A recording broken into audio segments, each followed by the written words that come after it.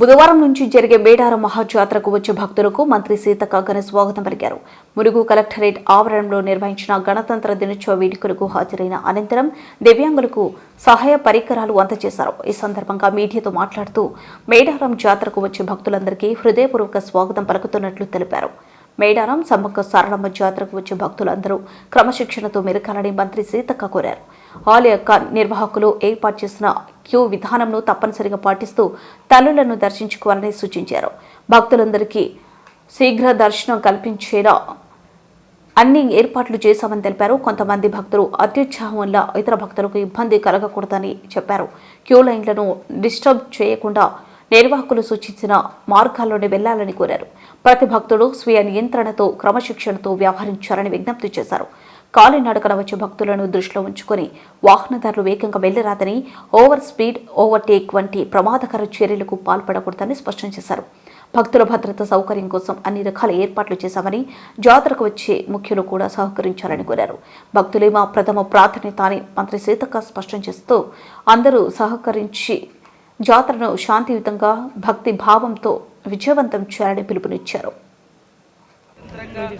హక్కులను, అధికారాలను, నోటీసును ఫాలో అయ్యి ముందుకెళ్లాలని మనం భారత రాజ్యాంగాన్ని నిర్మించుకొని ముందుకెళ్తున్న సందర్భంగా మరి రాష్ట్ర ప్రభుత్వం, మన ముఖ్యమంత్రి గారు మరి మొట్టమొదటిసారి రాష్ట్రంలో అత్యధికంగా 50 కోట్ల రూపాయలను మరి దివ్యాంగుల సంక్షేమానికి కేటాయించి తద్వారా ప్రతి జిల్లాకు అక్కడ ఉన్నటువంటి పాపులేషన్ ఆధారంగా మరి స్కూటీలు, ఇతర వస్తువులను వాళ్ళకు కొనివ్వడం జరిగింది. అంతకుముందు ముఖ్యమంత్రి గారి దగ్గర ఈ శాఖ ఉన్నప్పుడు నేనే ఫాలోఅప్ చేసేది. ఫస్ట్ బడ్జెట్లోనే 50 కోట్లను పెట్టించడం జరిగింది. దాంతో ఈసారి 14 స్కూటీలు మన ములుగు జిల్లాకు రావడం జరిగింది. సో సంతోషం. ఇంకా కూడా మిగతా దివ్యాంగ సోదరులకు మరి అన్ని రకాలుగా సహాయ సహకారాలు అందిస్తామని, జిల్లా అభివృద్ధిలో అందరూ భాగస్వాములు కావాలని మనస్ఫూర్తిగా కోరుకుంటూ, దివ్యాంగ సోదరులకు కూడా ప్రత్యేకంగా మహిళా సంఘాలలో మరి అవకాశాలను కూడా కల్పిస్తూ ఉన్నాం. ఇల్లులు కూడా పెట్టడం జరుగుతూ ఉంది. అన్ని అవకాశాల్లో ఉపయోగించుకొని వాళ్ళు కూడా ముందుకు రావాలని కోరుకుంటూ, మరి ఎల్లుండి నుంచి జరిగేటువంటి మేడారం సమ్మక్క సారలమ్మ జాతరకు ప్రతి ఒక్కరిని ఆహ్వానిస్తూ ఉన్నాం. జాతరకు వచ్చేటువంటి భక్తులకు చాలాసార్లు మేము విజ్ఞప్తి చేస్తున్నాం, మళ్ళీ చేస్తున్నాం. ఓపికగా రండి, సంతోషంగా రండి, సంతోషంగా పోండి.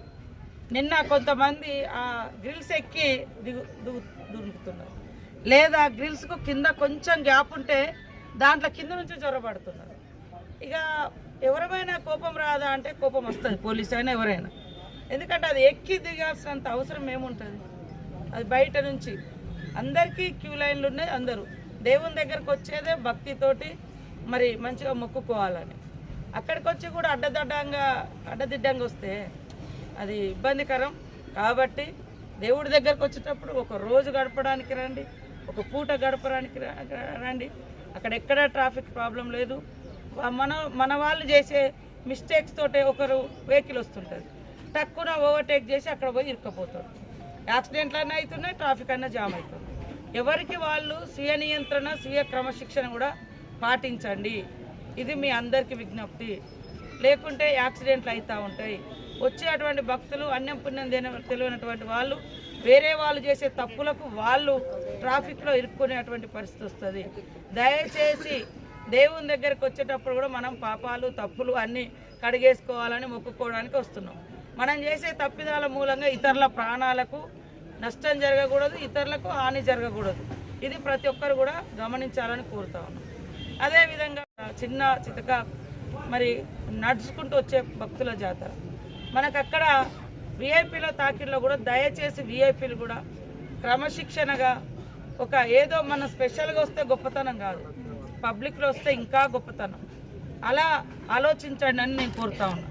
మీకు ట్రాఫిక్ నియంత్రణలు ఉండవు, ఇబ్బంది ఉండదు. మంచిగా ఒకప్పుడున్న పరిస్థితుల కంటే ఇప్పుడు రోడ్లు వెడల్పోయినాయి, వ్యవస్థ వెడల్పోయింది, కార్లు ఎక్కువ వస్తున్నాయి, అది ఓకే. కానీ అధికారులను మమ్మల్ని పాసులు లక్షల మంది వస్తుంటారు. అది తీసేయాలనే మాకున్నది వాస్తవాన్ని. కాకపోతే అందరూ కొంతమంది పెద్ద మనుషులే దుమ్మెత్తిపోతూ ఉన్నారు, మాకు పాసులు ఇయ్యరా పాసులు ఇయ్యరా. ఇక్కడ లోకల్గా మేము లోకల్ ప్రజాప్రతినిధులను గౌరవించినాం, స్థానికంగా ఉండేటువంటి వాళ్ళని గౌరవిస్తాం, బయట నుంచి వచ్చే వాళ్ళని కూడా గౌరవిస్తాం. కానీ దాన్ని మరి ఇక ఏదో పలారం లెక్క పంచుకోవడం కాదు. కొంచెం వచ్చేటువంటి వాళ్ళు కూడా క్రమశిక్షణ రండి, అందరు సహకరించండి. లక్షల పాసులు మేము కొట్టించగలిగితే భక్తులు ఎక్కడ దర్శనం చేయించుకుంటారు. అందుకనే ఫస్ట్ భక్తులకే మనం ప్రయారిటీ ఇవ్వాలని రేపటి నుంచి లోపలంతా బంద్ అవుతుంది, మొత్తం బయట నుంచే క్యూ లైన్ల నుంచే ప్రవేశం ఉంటుంది. దయచేసి అందరూ ఆదర్శవంతంగా అంటే ప్రజాప్రతినిధులు కానీ అధికారులు కానీ ఒక స్థాయిలో ఉన్నటువంటి వాళ్ళు క్రమశిక్షణగా లైన్లో వస్తే ఇంకా అద్భుతంగా ఉంటుంది, ప్రజలు కూడా మెచ్చుకుంటారని కోరుకుంటూ మమ్మల్ని పాసుల కోసం ఇబ్బంది పెట్టొద్దని విజ్ఞప్తి.